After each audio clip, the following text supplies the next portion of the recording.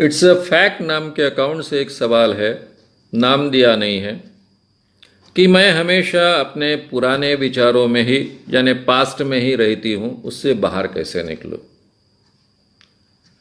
ये आपको जिद कर कर अपने आप को सुधारना पड़ेगा। हम में से काफी लोग अपने पास्ट के कुछ चीजों में अटक के रहते हैं। कोई भी हो सकता है, प्रेम भंग हो सकता है, जीवन में कुछ बुरी चीजें हुई हो, ऐसा हो सकता है, या फिर पास्ट बहुत अच्छा हो और अभी का प्रेजेंट अच्छा नहीं है, इस कारण भी हम पुराने पास्ट में अटक के रहते हैं। ये भी कारण हो सकता है। लेकिन आज का जीवन हमने जीना चाहिए, और मुझे लगता है कि एक कोर्स में ये बातें मैं बहुत ही फोर्सफुली सिखाता हूं। अगर आप एक कोर्स कर पाए, उसका सही मायने में उपयोग उठा पाए, तो आप डेफिनेटली इसके बाहर आओगे। क्योंकि अभी केवल मैं आपको वैचारिक बातें कह सकता हूं कि ऐसा नहीं करना चाहिए, रोज के जीवन में इंटरेस्ट लेकर जीना चाहिए, आज के कामों में अपने आप को पूरी तरह से समर्पित कर देना चाहिए। ये केवल कहना मैंने, और आपने वैसा करने का प्रयास करना, और फिर आपको जम नहीं रहा है, एहसास आप में निर्माण होना, ये थोड़ा डिफिकल्ट हो जाता है। मैं जो वैचारिक बात कह रहा हूं वही करना पड़ता है। मैं हर क्षण पूरी एकाग्रता से जीऊंगी। जो भी मेरा रोजमर्रा का काम है पूरी ईमानदारी से मैं करूंगा। मैं हमेशा अपने जीवन में क्यों आनंदित रहता हूं, यानी मुझे कभी याद नहीं आता कि मैं कभी दुखी था, चिंताग्रस्त था। हालांकि मुझे तो ऐसा जीवन यापन करना पड़ा है कि जहां रोजमर्रा में आज मैं जिंदा वापस लौटूंगा नहीं लौटूंगा, इतने टेंशन और एंग्जाइटीज होते थे। इतना ही नहीं तो अभी भी बार बार कुछ लोग टांग उल्टी कर कर मुतने का काम करते ही हैं, भूल जाते हैं कि उनके लिए मैंने क्या किया है। इसके बावजूद मैं हमेशा आनंदी रहता हूं,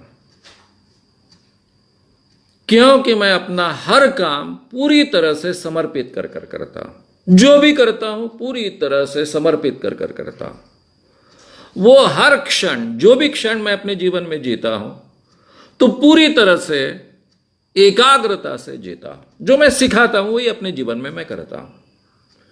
इसलिए उसके लिए मुझे बहुत मेहनत लेनी पड़ी, तो भी मुझे आनंदित रहता हूं। मैं सिनेमा भी देखता हूं तो बहुत एकाग्रता से सिनेमा देखता हूं। फालतू सिनेमा भी बहुत एकाग्रता से देखता हूं। मेरे आसपास बैठे लड़के मोबाइल देखते हैं, उसका जो प्रकाश आंखों पर आता है तो मुझे उसका बहुत गुस्सा आता है। आखिर में मुझे बोलना पड़ता है, भाई कभी कभी पिक्चर भी तो एकाग्रता से देखो यार।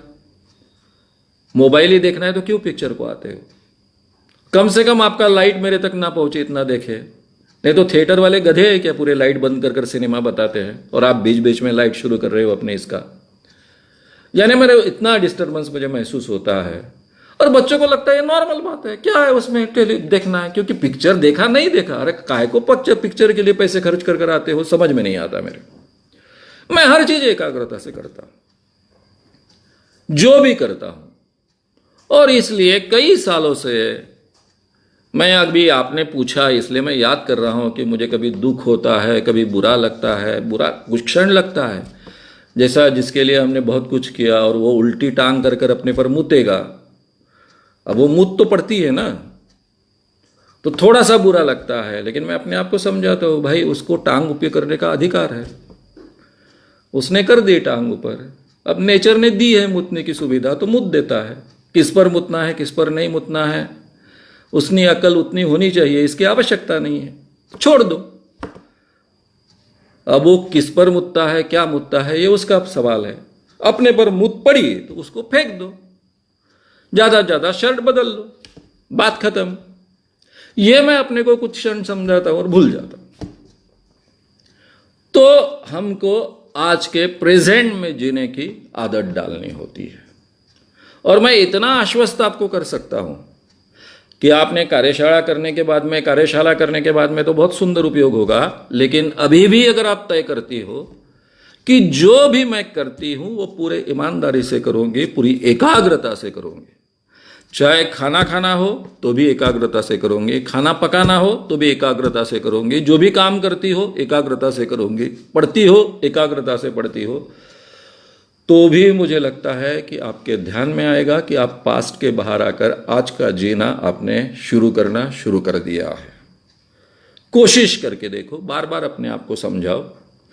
जब भी आप कोई काम कर रही हो और फिर से आप पास्ट में घुस गई हो, ये आपके ध्यान में आता है, तब अपना नाम लो, अपने आप को समझाओ। जैसा मैं होता तो मैं समझाता, श्यामराव क्या बात है, अभी मैंने तय किया था ना कि पुरानी बातों के बारे में नहीं सोचूंगा, तो नहीं सोचना चाहिए। मैं आज के बारे में सोचूंगा, अभी के बारे में सोचूंगा। इस ढंग से अपना सेल्फ टॉक करो, बार बार अपने आप को समझाओ और कोशिश करो, डेफिनेटली फर्क पड़ेगा।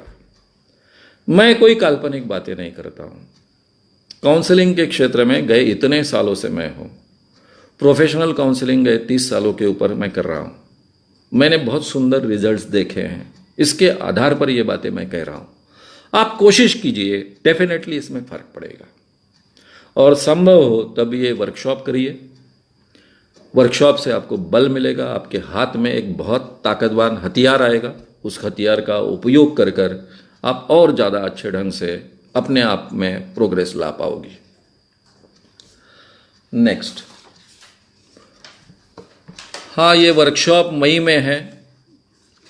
मई की तारीख, एक कोर्स जो है उसकी तारीख 7 से 11 से 11 से 14 मई को पूना में वर्कशॉप है। बाकी जानकारी आपको YouTube चैनल पर मेरे मिल जाएगी।